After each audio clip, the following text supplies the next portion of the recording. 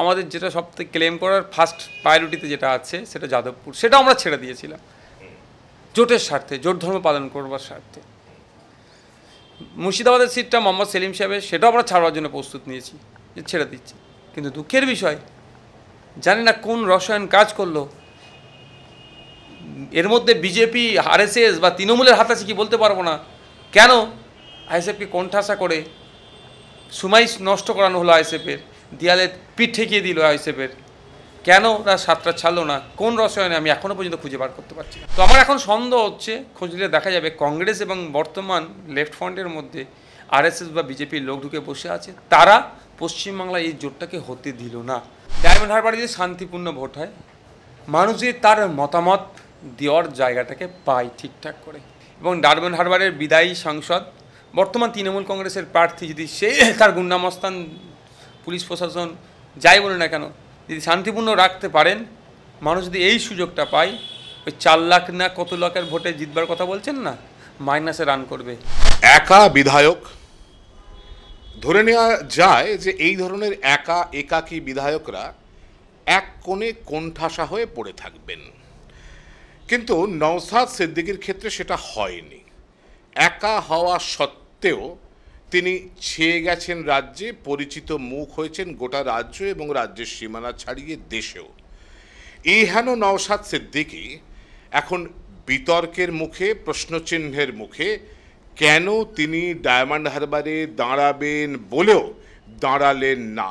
নওশাদ, একদম শুরুর প্রশ্ন হচ্ছে এটাই যে একটা সময় বাংলায় আপনি জানেন যে ফজলুল হককে বলা হতো বাংলার বাঘ।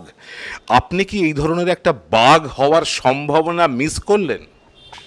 দেখুন, তারা দৃষ্টান্ত স্থাপন করেছেন, তারা বাঙালির আইকন,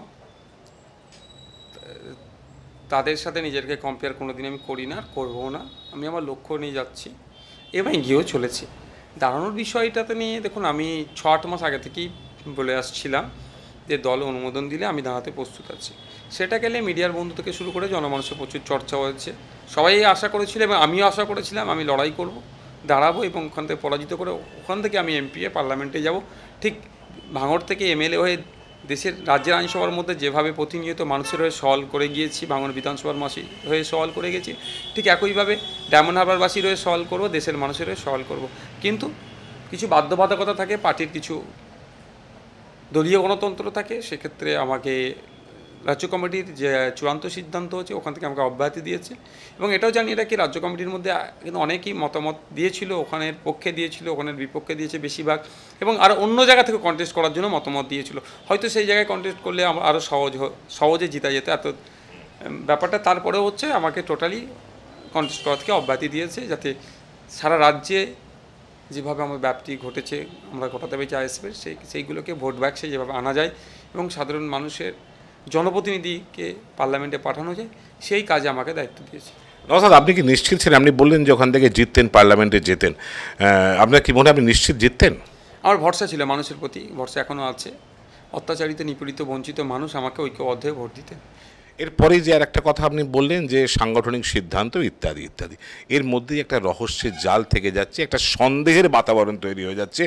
সাংগঠনিক সিদ্ধান্ত বলে কি আপনি আড়াল করতে চাইছেন?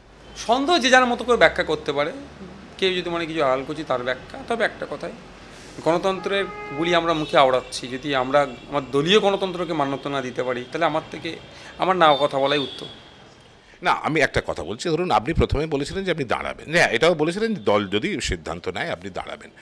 তারপরে বামফ্রন্ট তথা মানে সিপিএম তথা বামফ্রন্ট আপনার জন্য অপেক্ষা করতে লাগলো। আজকে বোধহয় 68 দিন হবে, প্রায় 70 দিন কেটে গেল। তারা অপেক্ষা করতে করতে একটা সময় তারা প্রতিক্রিয়া দিল, আপনি যখন বললেন যে আপনি দাঁড়াবেন না। এবং আপনি প্রথমে, আমি যতদূর জানি, আপনারা 20টা আসন বোধহয় চেয়েছিলেন বামফ্রন্টের থেকে, তাই তো? তারপরে সেটা নেমে 7টা হলো, 7টাও আপনাকে বামফ্রন্ট দিতে রাজি হলো না। আপনার কি এখানে মনে হচ্ছে যে এই ধরনের দল, বাম বলুন বা কংগ্রেসে যদি এর সঙ্গে থেকে থাকে, তবে কংগ্রেসও আপনাকে বা আপনাদের ইউজ করতে চাইছে, আপনাদের রাজনৈতিক বিকাশ ওরা চায় না? রাজনৈতিক বিকাশ কতটা চাইছে কি চাইছে না সেটা জনগণ বুঝতে পেরে গিয়েছে, আমি নতুন করে বলবো না। তবে একটা কথা, দেয়ালে পিঠ থেকে গিয়েছিল। 20, 14, 12, 10, 8, 9, 7 পর্যন্ত চলে এসেছিলাম। যাদবপুরের সিট আমাদের যেটা সবথেকে ক্লেম করার ফার্স্ট প্রায়োরিটিতে যেটা আছে সেটা যাদবপুর, সেটা আমরা ছেড়ে দিয়েছিলাম জোটের স্বার্থে, জোট ধর্ম পালন করবার স্বার্থে। মুর্শিদাবাদের সিটটা মোহাম্মদ সেলিম সাহেবের, সেটাও আমরা ছাড়বার জন্য প্রস্তুত নিয়েছি, যে ছেড়ে দিচ্ছি। কিন্তু দুঃখের বিষয় সেই অনড় মনোভাব, কংগ্রেস তো আসেই নেই, অচ্যুত মনে করে আইএসএফকে, সেটা প্রসঙ্গ যাচ্ছি না। লেফট ফ্রন্ট তো শ্রেণী বন্ধুর কথা বলে, শ্রেণী সংগ্রামের কথা বলে। ভেবেছিলাম লেফট ফ্রন্টে তো কংগ্রেসের মতো ওই ধরনের অদ্ভুতপূর্ণ আচরণ করবে না, কিন্তু তারপরেও কি দেখছি যে যেন মনে হচ্ছে আমাদের এটা কর্নার করা হচ্ছে, সাইড লাইনে রাখা হচ্ছে। ব্যাপ্তি যদি ব্যাপকভাবে ব্যাপ্তি ঘটে, হয়তো আগামী দিনে প্রশ্ন থাকতে পারে। কারণ সেই জন্য 7-7কে 49, 27টে 56 হিসাব করছে। আরে 2026-এ 156 হতে পারে, আর শুধু 6টা সিটে লড়াই করতে পারি, সেখানে সাংগঠনিক বাস্তবতার উপরে সামনে রেখে। এখন থেকে যদি আমি 2026 ভাবি, তাহলে এটা এখানে আমি জাস্ট পার্টিসিপেন্ট করতে নামলাম। আর যদি এখানে জিতে উঠতে হবে, আইএসএফকে 7টা ছেড়ে বাকি সিটগুলোতে 35টাতে ব্যাপকভাবে লড়াই দিয়ে, কোনো জায়গায় 8-10টাতে কংগ্রেস আছে, বাকি লেফট ফ্রন্ট আছে, একসাথে লড়াই করে যাদবপুর থেকে শুরু করে, ডায়মন্ড থেকে শুরু করে, মথুরাপুর থেকে শুরু করে, আপনার তমলুক থেকে শুরু করে, বালুরঘাট থেকে শুরু করে, বীরভূমের সিট দুটোর খুব ভালো জায়গায় ছিল, যেটা আমরা ঐক্যবদ্ধে লড়াই করতাম। মালদা মুর্শিদাবাদের 5টা সিট থেকে শুরু করে আপনি কুচবিহার পর্যন্ত, আলিপুরদুয়ারও ভালো ফল হতো আমাদের। কিন্তু দুঃখের বিষয়, জানি না কোন রসায়ন কাজ করলো,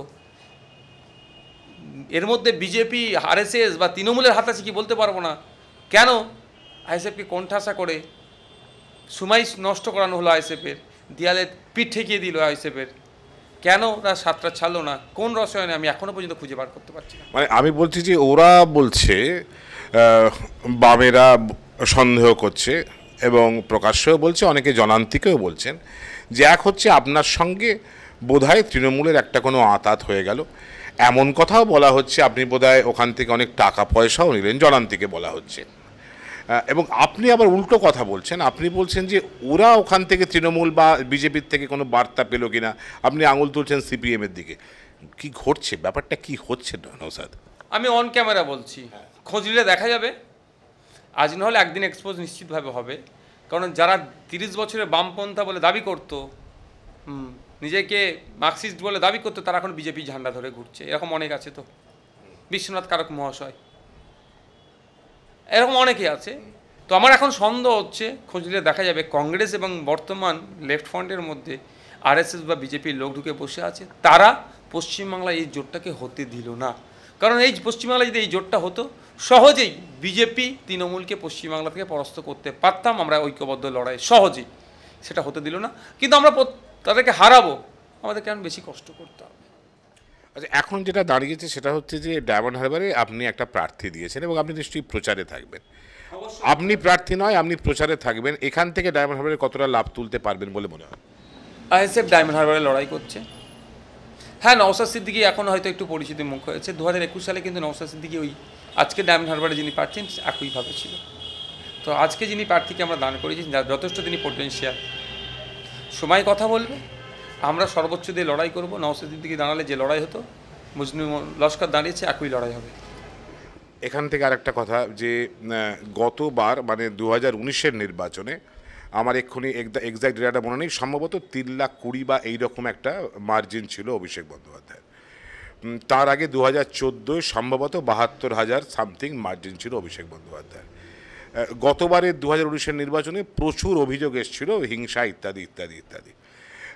আজকের দিনে দাঁড়িয়ে কোনটা ঠিক কী অবস্থা ডায়মন্ড হারবারের আপনার মনে হয়? ডায়মন্ড হারবারে যদি শান্তিপূর্ণ ভোট হয়, মানুষ যদি তার মতামত দেওয়ার জায়গাটাকে পায় ঠিকঠাক করে, অর্থাৎ ভোট কেন্দ্র নির্বিঘ্নে, কোনো হুমকি নয়, গেল ভোট দিল, ইভিএম মেশিন আর ভোটার থাকলো, এবার নির্বিঘ্নে বাড়ি ফিরে আসলো, এই পরিস্থিতিতে ইসিআই করতে পারেন। এবং ডায়মন্ড হারবারের বিদায়ী সাংসদ, বর্তমান তৃণমূল কংগ্রেসের প্রার্থী, যদি সে তার গুন্ডামস্তান, পুলিশ প্রশাসন যাই বলে না কেন, যদি শান্তিপূর্ণ রাখতে পারেন, মানুষ যদি এই সুযোগটা পায়, ওই 4 লাখ না কত লাখের ভোটে জিতবার কথা বলছেন না, মাইনাসে রান করবে। আর গতবারের মতো প্রায় 5 থেকে 600 বুথে তো অবাধ ছাপ্পা চলেছে, বিরোধীদের 4টে 5টা 6টা 10টা 12টা ভোট, আর শাসকের সেখানে 700 800 850 650 এই ধরনের ভোট পেয়েছে। এই ধরনের করলে 4 লাখ নয়, সেটা বেড়ে হয়তো 8 লাখও করতে পারে। না স্যার, একটা কথা বলার এখানে, সেটা হচ্ছে একটু একদম ড্রাইভার হারবার থেকে বেরিয়ে একটা প্রশ্ন করছি, কারণ এই প্রশ্নটা চিরন্তন থাকবে আমার মনে হয়, আমার প্রশ্নটা এবং আপনার উত্তরটা। সেটা হচ্ছে আইএসএফ, ইন্ডিয়ান সেকুলার ফ্রন্ট, আপনাদের অনেকে এখনো পর্যন্ত সাম্প্রদায়িক বলে, কেন বলে? ব্যাপারটা হচ্ছে আমি ঠিক বুঝতে পারি না সাম্প্রদায়িকের সংজ্ঞাটা তাদের কাছে কি। এই মাথায় টুপি দাঁড়িয়ে আছি বলে, পৈতে নিয়ে থাকে বলে, না কি করলে তারা সাম্প্রদায়িক নয় আর কি করলে সাম্প্রদায়িক, তাদের যে ব্যাখ্যাটা আমরা বুঝে পাই না। তবে একটা কথা, কে কি সার্টিফিকেট দিল ও নিয়ে একবারের জন্য ভেঙে পড়ি না। দেশের সংবিধান আছে, গণতন্ত্র আছে, দেশ স্বাধীন হয়েছে। এই দেশকে স্বাধীন করতে গিয়ে বিনয় বাদল দীনেশের সাথে সাথে প্রফুল্ল চাকি, ক্ষুদিরাম সেনের থেকে শুরু করে বিরসা মুন্ডা, ভগৎ সিং, আর আপনার ওদিকে আরও যে সমস্ত যোদ্ধারা আছেন, আশফাকুল্লাহ থেকে শুরু করে লাখো লাখো যোদ্ধারা জাত ধর্ম বর্ণ নির্বিশেষে লড়াই করেছেন। দেশ স্বাধীন হয়েছে, সংবিধান পেয়েছি, সেটাকে টিকিয়ে রাখার দায়িত্ব আমার আপনার প্রত্যেকেরই। সে কাজে নিয়োজিত আছি। এটাতে যদি কারো ঈর্ষা হয়ে আমাকে সাম্প্রদায়িক ট্যাগ লাগিয়ে দেওয়ার চেষ্টা করে, মৌলবাদীর ট্যাগ লাগিয়ে দেওয়ার চেষ্টা করে, বিজেপির দালাল বলে, তৃণমূলের দালাল বলে।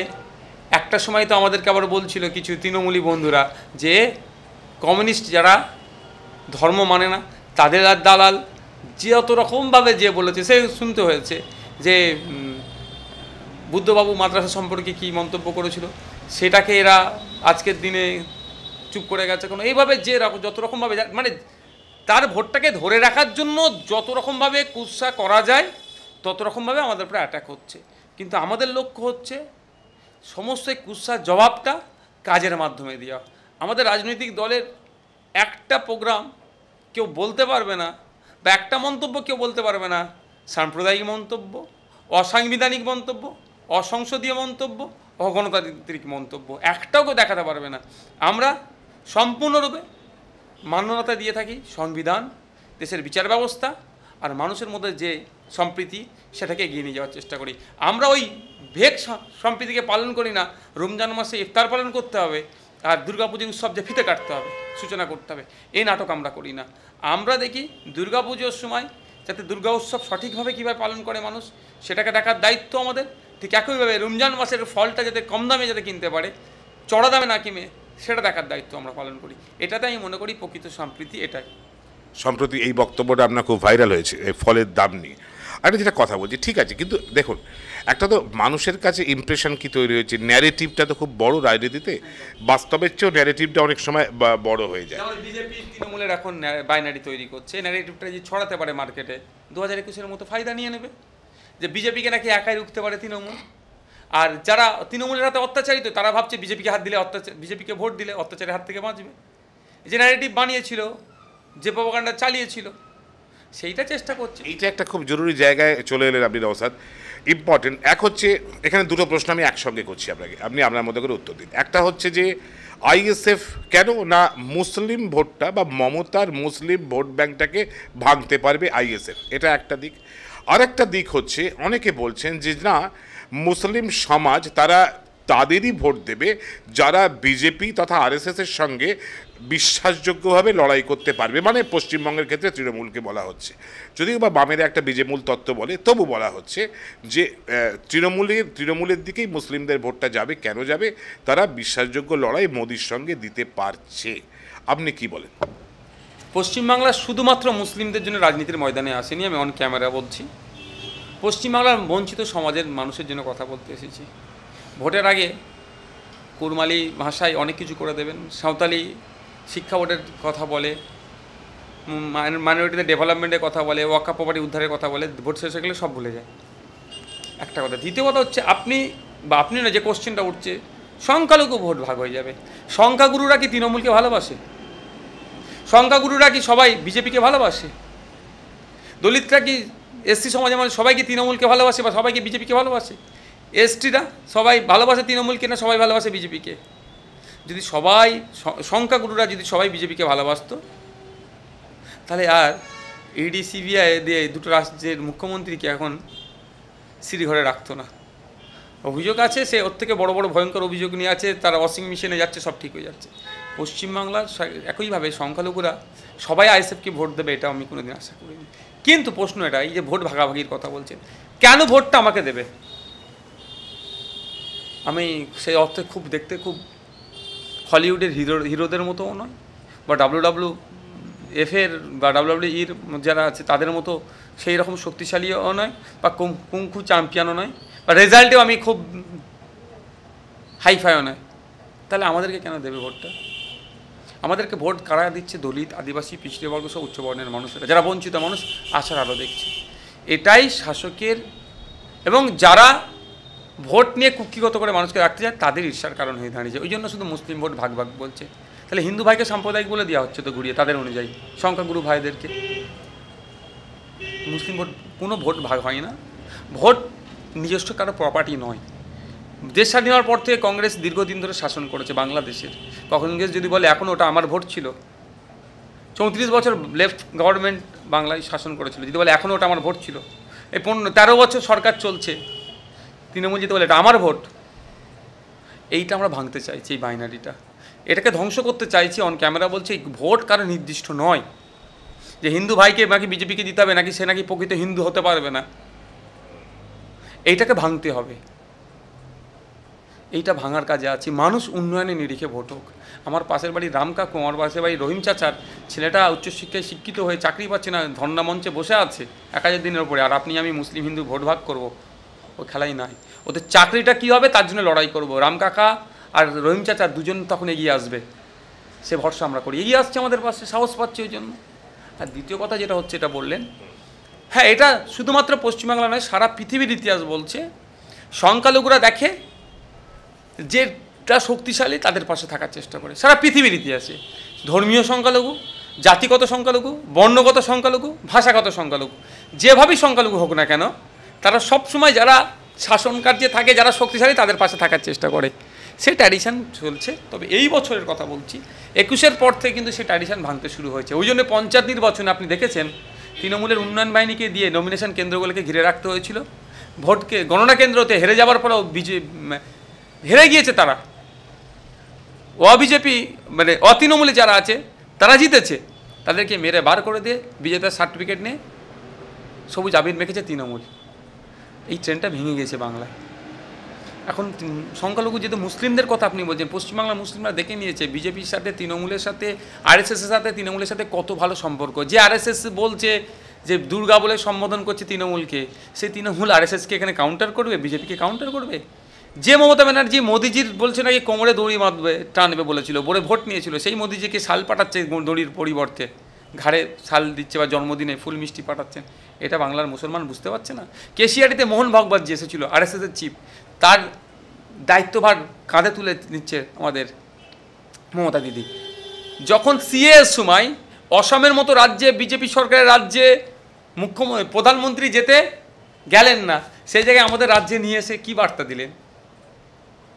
এটা কি পশ্চিমবাংলা মুসলিম সমাজের মানুষরা বুঝতে পারছেন না? ইভেন লেটেস্ট বলছি, সৌরভ গাঙ্গুলি বাড়িতে অমিত শাহজি আসবেন, কি খাবেন সেটা মমতা ব্যানার্জি ঠিক করে দিচ্ছে।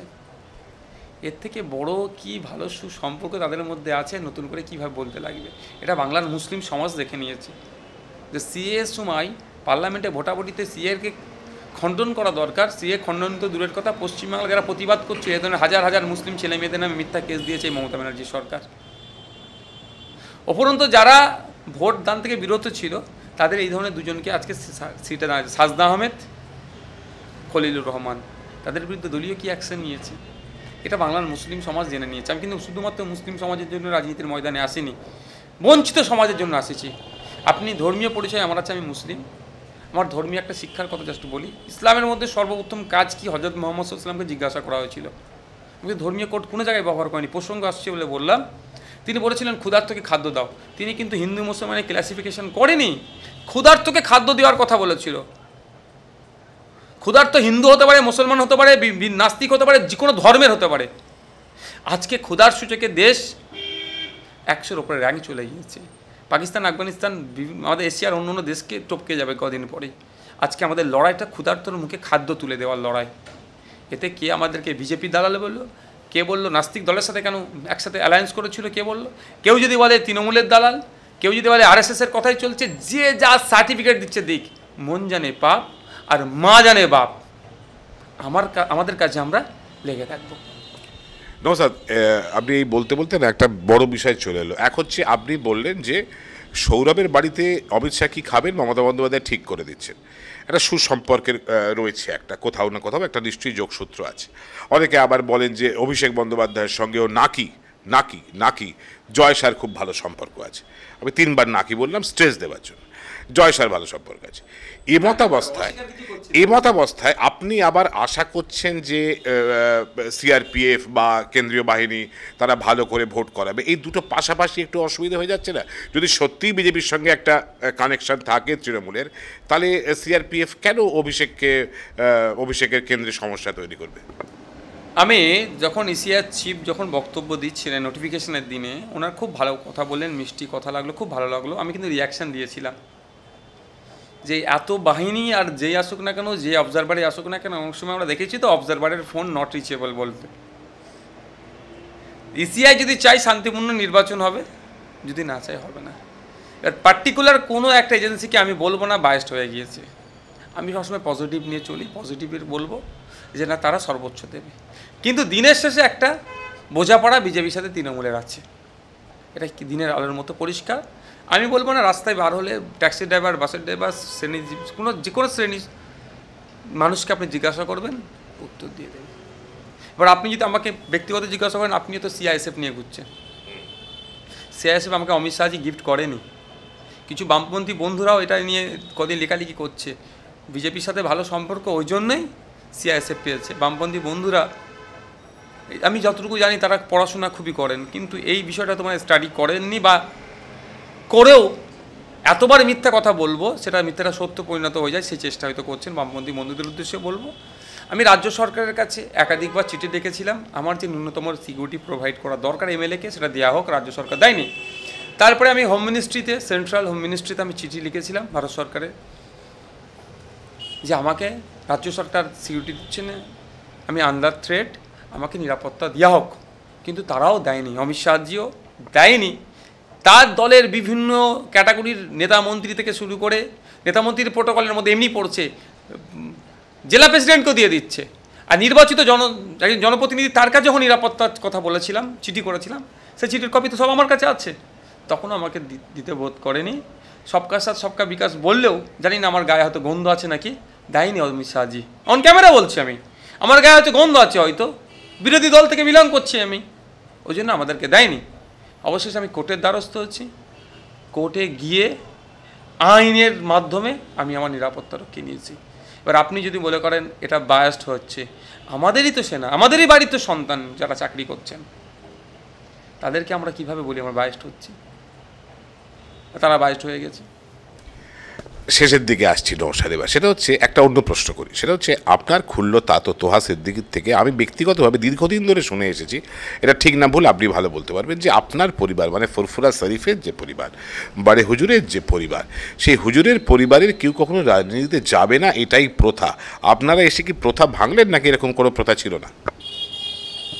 কিছু রুলস আছে আর কিছু কনভেনশন আছে, রীতি অনুযায়ী। আমি যার 4th জেনারেশন, তারপর থেকে কেউ রাজনীতিতে সক্রিয়ভাবে অংশগ্রহণ করেননি।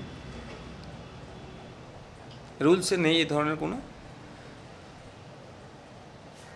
আমি যার 4th প্রজন্ম, তিনি সংস্কারক ছিলেন, ধর্ম সংস্কারক ছিলেন, স্বাধীনতা সংগ্রামী ছিলেন, অন্যতম রাজনৈতিক ব্যক্তিত্ব ছিলেন। তিনি নিজের রাজনীতি না করলেও তিনি সেই সময়ে অবিভক্ত বাংলাতে তিনি একাধিক প্রার্থীকে সমর্থন করে জিতিয়ে তিনি আইনসভার মধ্যে পাঠিয়েছিলেন।